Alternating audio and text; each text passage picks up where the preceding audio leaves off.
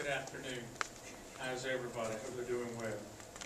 Under the Endangered Species Act, all endangered species must be protected. However, there is no requirement in the ESA to give non-endangered species the same level of protection.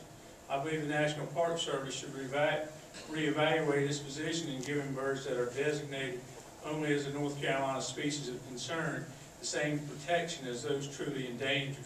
This reevaluation throughout all portions of the DEIS is consistent with management practices in other federal parks. The purpose of individual states such as North Carolina establishing a list of species of concern is to earmark certain species for special statement, monitoring, and tracking. The management buffers described in DEIS page 121 to 127 should be modified to allow pre-nesting closures for only endangered or threatened species. This would result in establishing pre-nesting closures exclusively for the piping plovers, the only threatened bird species in the park. Additionally, in monitoring tracking birds for the purpose of determining resource viability, all birds in the same ecosystem of the seashore should be counted. When conducting a bird census of the National Seashore Recreation Area, it is imperative to count the birds on the nearby dredge islands and spoil islands that are located just yards away and within sight of the seashore. These birds are all part of the same ecosystem and should be included. I, of course, believe that people and nature can live in harmony, but one of the concerns is on habitat.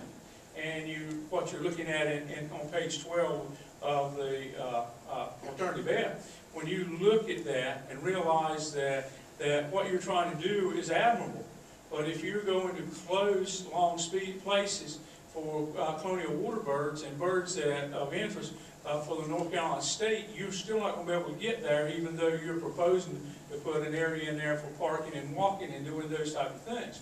I think they should be protected. I don't have any problem with that, and I know by mandate you are supposed to protect them, but not at the same rate that you're protecting other birds that are endangered. Also, I have spoken before and will continue to speak for the fact that the dredging operations that are going on for the Ocracoke Inlet Ferry, that sand should be being pumped up on the eastern side. It would not only give protection to the shore side, but it would allow the birds to have more dredge islands in which they prefer, and it gives them a lot more protection, not only from us as people that you're looking at, but for the main realm that they can colonize and be protected from the seagull, which is their main predator. Thank you, and you guys have a good afternoon.